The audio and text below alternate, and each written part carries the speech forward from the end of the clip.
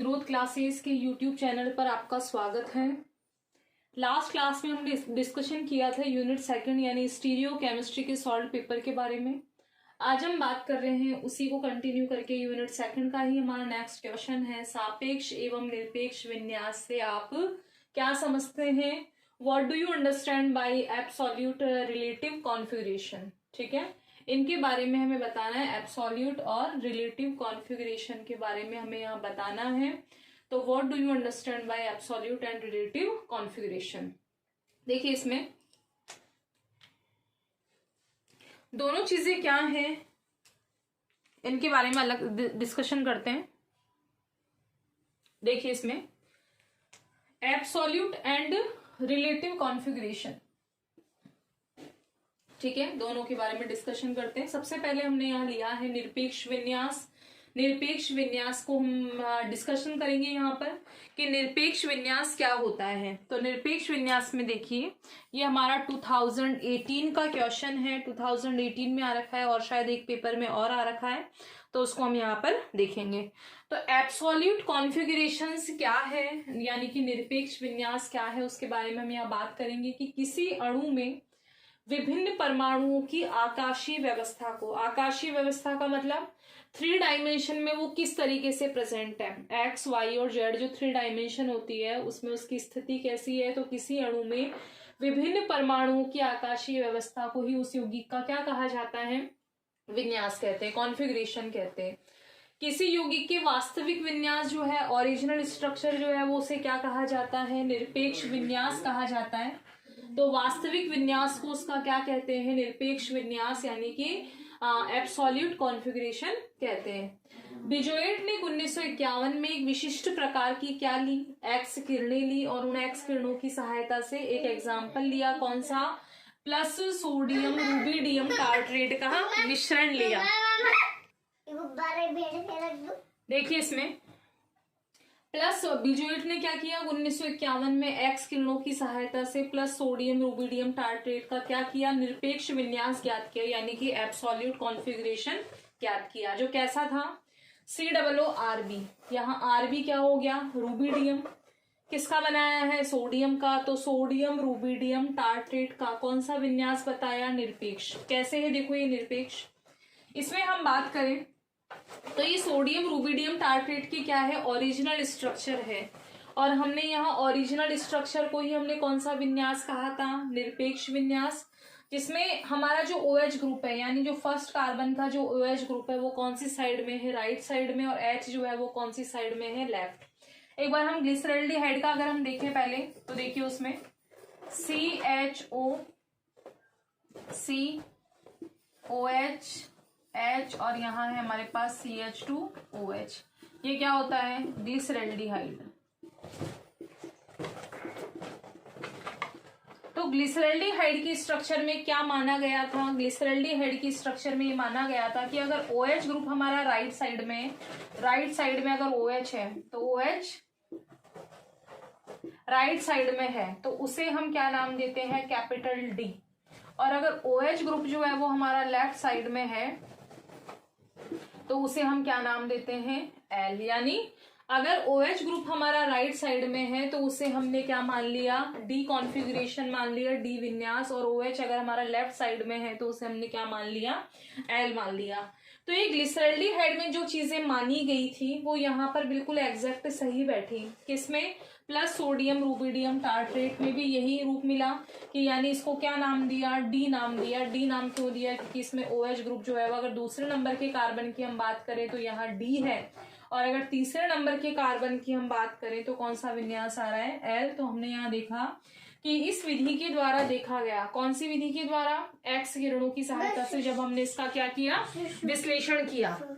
तो उसमें देखिए इस विधि के द्वारा देखा गया कि प्लस ग्लिसरॉल्डिहाइड का,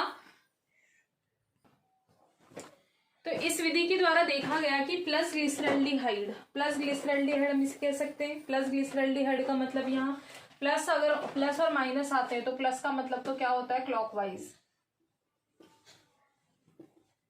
और अगर कहाँ माइनस साइन लग रखा है इसका मतलब वो क्या होता है, एंटी क्लॉक वाइज। तो यहाँ प्लस और माइनस पर हमें ध्यान नहीं देना है, हमें कॉन्फ़िगरेशन में किस पर ध्यान देना है, डी और एल पर।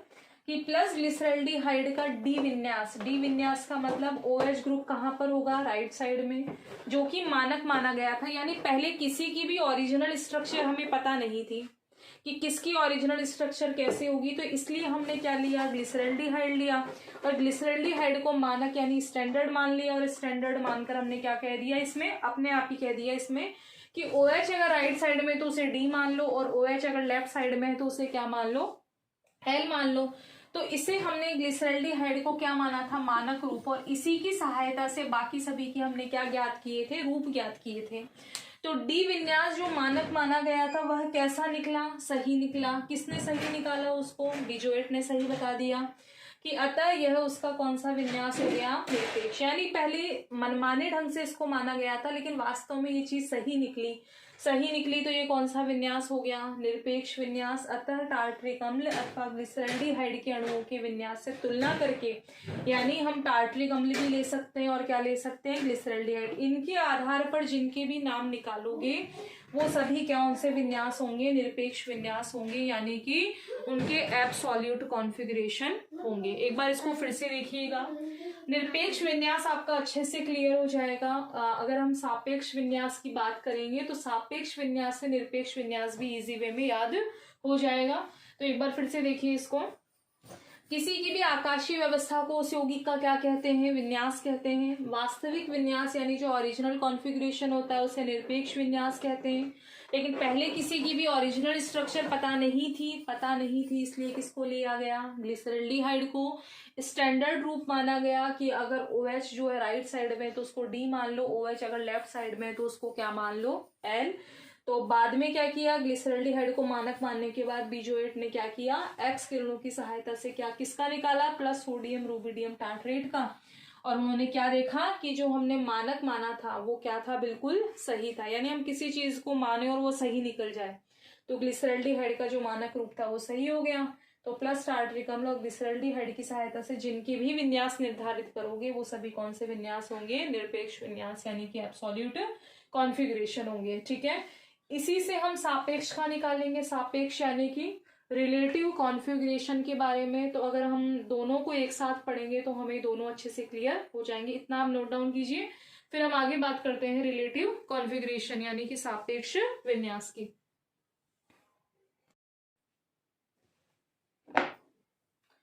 एक विन्यास की बात हम कर चुके, दूसरे विन्यास के बारे में देखते हैं। दूसरा विन्यास है हमारा आपेक्षिक या सापेक्ष विन्यास यानी कि रिलेटिव कॉन्फ़िगरेशन। तो हमने क्या पढ़ा था इसमें, हमने निरपेक्ष विन्यास यानी कि एब्सोल्यूट कॉन्फ़िगरेशन हमने किसको कहा था कि किसी यौगिक का जो वास्तविक विन्यास होता है उसको हम क्या कहते हैं, निरपेक्ष विन्यास यानी कि एब्सोल्यूट कॉन्फ़िगरेशन।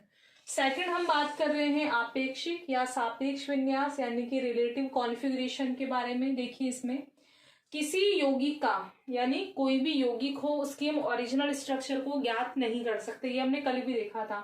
तो किसी यौगिक का वास्तविक विन्यास कैसा होगा, इसे ज्ञात करने के लिए कुछ समय पहले तक कोई भी विधि नहीं थी, यानी हम किसी की ओरिजिनल स्ट्रक्चर निकाल सकें इसके लिए, निकालने के लिए कोई भी मेथड नहीं था।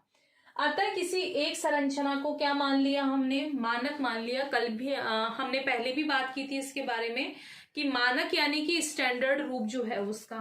तो अतः किसी एक संरचना को हम क्या मानेंगे, मानक मानेंगे, और मानक मानकर उसकी सहायता से क्या निकालेंगे, अन्य।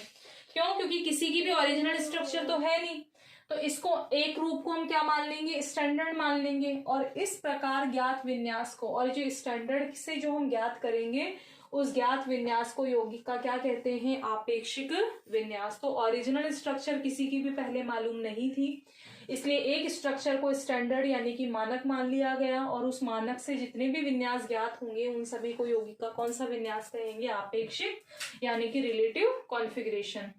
देखिए क्या है इसमें, आपेक्षिक विन्यास को ही कौन सी पद्धति कहते हैं, डी और एल पद्धति। ये डी और एल क्या है वो हम आगे बात करेंगे। तो आपेक्षिक विन्यास या डी व एल पद्धति रोजेनॉफ ने किसने 1906 में क्या दी थी, विन्यास की यह विधि, यानी रोजेनॉफ ने बताई थी। और हमने देखा था कि जो निरपेक्ष वाली है वो किसने बताई थी, बीजोएट ने।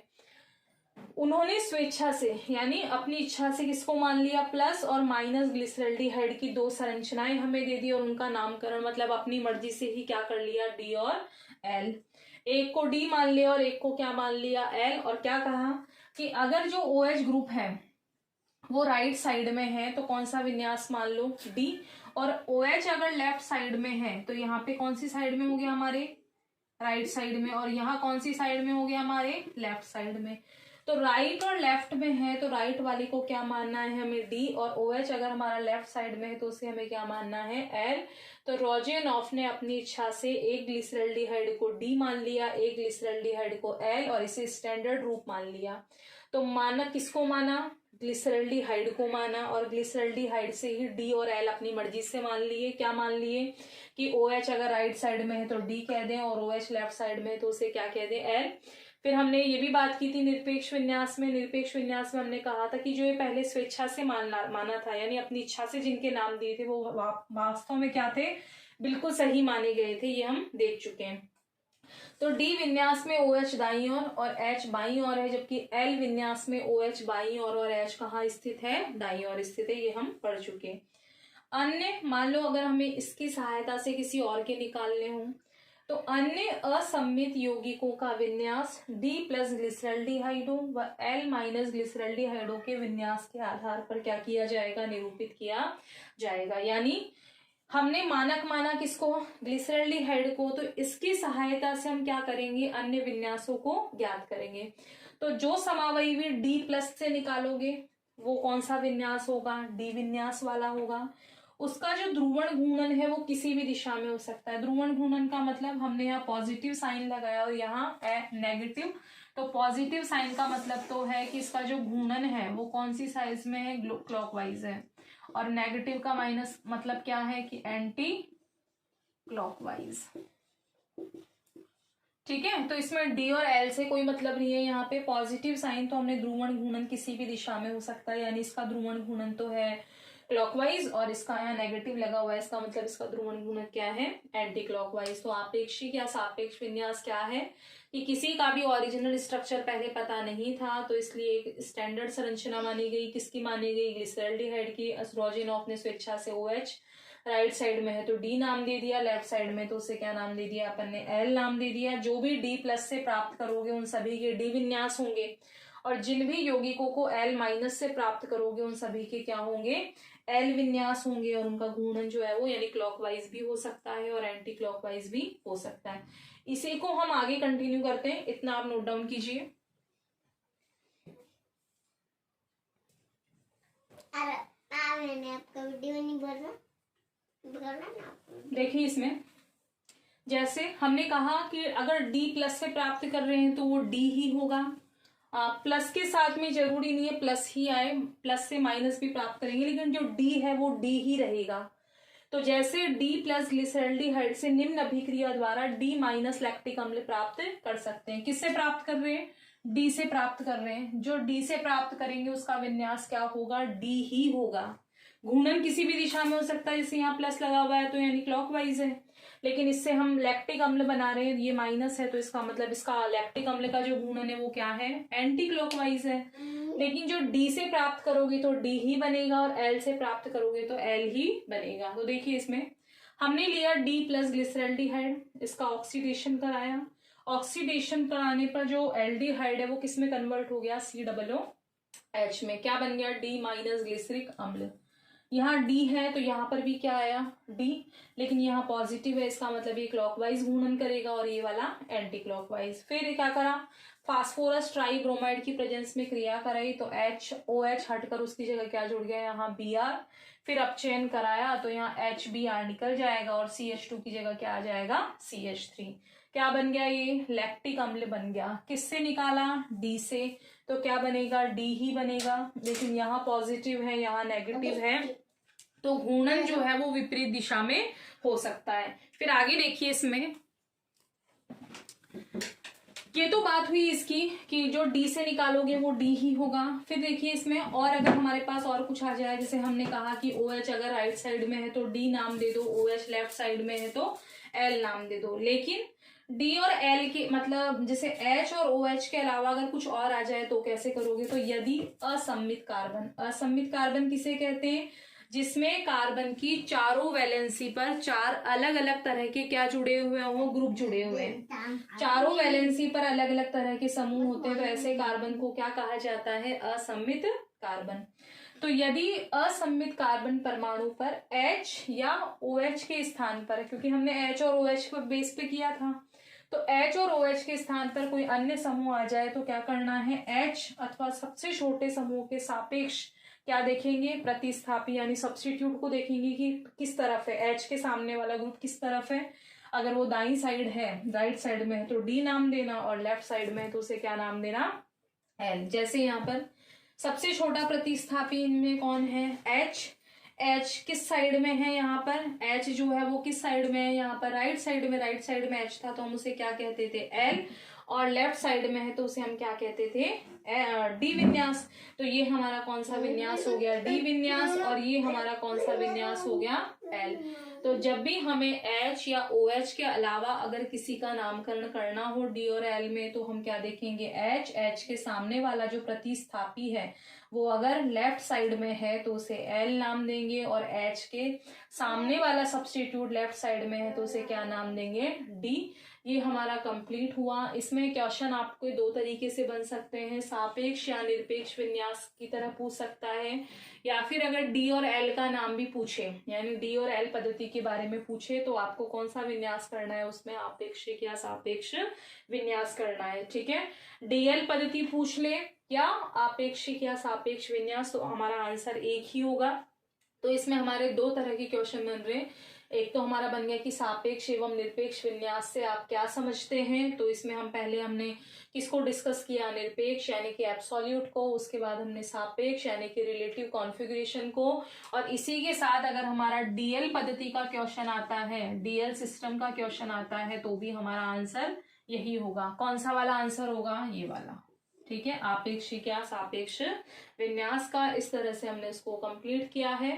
नेक्स्ट वीडियो में या नेक्स्ट क्लास में हम बात करेंगे नेक्स्ट क्वेश्चन के बारे में। ठीक है, 5 ईयर्स के जो पेपर है वो आप लोगों के काफी रिपीटेड होते हैं, बार बार उन्हीं से क्वेश्चन आता है, तो आप आसानी से इन क्वेश्चंस को जो है वो सॉल्व कर सकते हैं। आज के लिए इतना ही। Thank you so much.